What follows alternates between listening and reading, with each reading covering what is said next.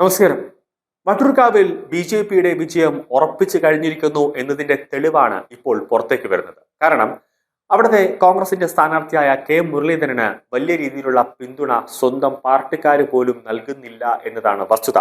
കാരണം കെ മുരളീധരനെ എവിടെയൊക്കെ നിർത്തിയിട്ടുണ്ടോ അവിടെയൊക്കെ മൂക്കും കുത്തി വീഴുന്ന ഒരു അവസ്ഥ ഉണ്ടായിട്ടുണ്ട് എന്നതാണ് പ്രധാനപ്പെട്ട കാര്യം.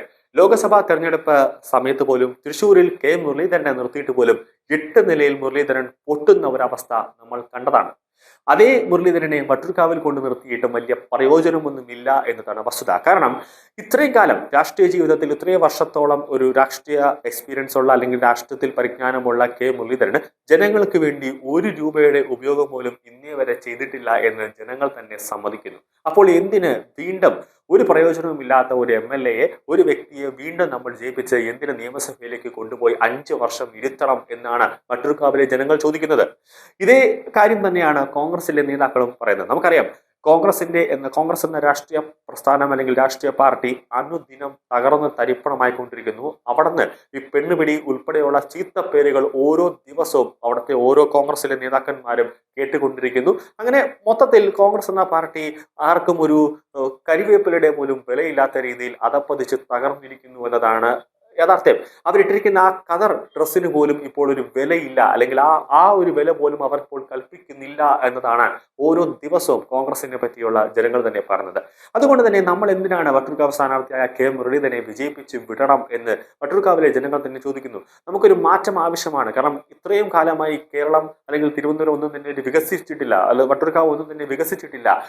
വികസനം കൊണ്ടുവരുമെന്ന് LDFും UDFും മാറി മാറി പറയുന്നതല്ലാതെ ഒരു വികസനവും വട്ടിയൂർക്കാവിൽ നമ്മൾ കാണുന്നില്ല. അതുകൊണ്ട് ഇത്തവണ ഒരു വികസനം വേണം, നമ്മൾ മാറി ചിന്തിക്കാൻ പോകുന്നുവെന്ന് വട്ടിയൂർക്കാവിലെ ജനങ്ങൾ ഒന്നടക്കം പറയുമ്പോൾ അത് ശ്രീലേഖ നിയമസഭയിലേക്ക് എത്തുന്നു എന്നതിന്റെ ഒരു സൂചനയാണ്. നിലവിൽ വട്ടിയൂർക്കാവ് കോൺഗ്രസിന്റെ സ്ഥാനാർത്ഥിയായ കെ മുരളീധരന്റെ പ്രചാരണവുമായി ബന്ധപ്പെട്ട് കോൺഗ്രസിലെ നേതാക്കൾ പോലും എത്താത്ത ഒരു സാഹചര്യത്തിൽ വാടകയ്ക്ക് തൊഴിലാളികളെ എടുക്കാനായിട്ട് കോൺഗ്രസ് ഒരു നീക്കം നടത്തി. അതിപ്പോൾ കോൺഗ്രസിന് തന്നെ ആകെ നാണക്കേടുണ്ടാക്കി. അതായത് ഹയർ എന്ന് പറയുന്ന ഒരു ആപ്പ് ഉണ്ട്. ഹയർ എന്ന് പറയുന്ന ഒരു ഓൺലൈൻ ആപ്പാണ്. ആ ആപ്പിൽ നമുക്ക് തൊഴിലാളികളെയൊക്കെ റിക്രൂട്ട്മെന്റ് ചെയ്യാൻ പറ്റും. അതായത് ആ തൊഴിലാളികൾക്ക് ഒരു എത്ര തൊഴിലാളികൾ വേണമെന്ന് ആ ആപ്പിൽ നമുക്ക് പറഞ്ഞാൽ അവർ കൃത്യമായിട്ട് ഇന്ന സ്ഥലത്തേക്ക് നമ്മൾ പറയുന്ന സ്ഥലത്ത് തൊഴിലാളികളെ കൊണ്ട് എത്തിക്കും.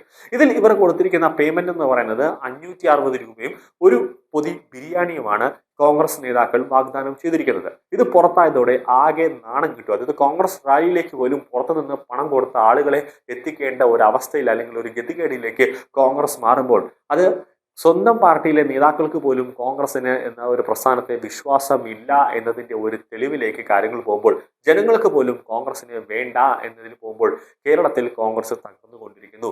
അപ്പോൾ LDFിന് നേരെ വലിയ രീതിയിലുള്ള ഭരണവിരുദ്ധ വികാരമുണ്ട്. LDF തോക്കുമെന്ന് പലതരത്തിലുമുള്ള ഇന്റലിജൻസ് റിപ്പോർട്ട് എത്തിയതോടുകൂടി മുഖ്യമന്ത്രി പിണറായി വിജയൻ പോലും ഓരോ ദിവസവും ഭ്രാന്തനെ പോലെ പെരുമാറുന്നു. മാധ്യമപ്രവർത്തകരുടെ മുന്നിൽ ദേഷ്യത്തിൽ സംസാരിക്കുന്നു. മൈക്ക് എങ്ങാനോ ഇടയ്ക്ക് വെച്ച് പ്രവർത്തനരഹിതമായാൽ മൈക്ക് ഓപ്പറേറ്ററിനെ തെറിവിളിക്കുന്നു. അങ്ങനെ ഒരു സമനില തെറ്റിയ രീതിയിൽ മുഖ്യമന്ത്രി പെരുമാറുന്നു. കോൺഗ്രസ് നേതാക്കൾക്കാണെങ്കിൽ ആളെ കിട്ടാത്ത അവസ്ഥയിൽ അവർ ബംഗാളികളെ വരെ പ്രചാരണത്തിന് ഇറക്കുന്ന അവസ്ഥയിലേക്ക് വരുമ്പോൾ BJP വട്ടിയൂർക്കാവിൽ കാവിക്കൊടി വീശിയിരിക്കും, അല്ലെങ്കിൽ വട്ടിയൂർക്കാവിൽ താമര വിരിയിക്കുമെന്നൊരവസ്ഥയിലേക്ക് കാര്യങ്ങൾ എത്തുമ്പോൾ മുൻ DGP ശ്രീലേഖ നിയമസഭയിലേക്ക് എത്തുന്നു എന്നതിന്റെ ഒരു തെളിവാണ് ഇപ്പോൾ പുറത്തേക്ക് വരുന്നത്.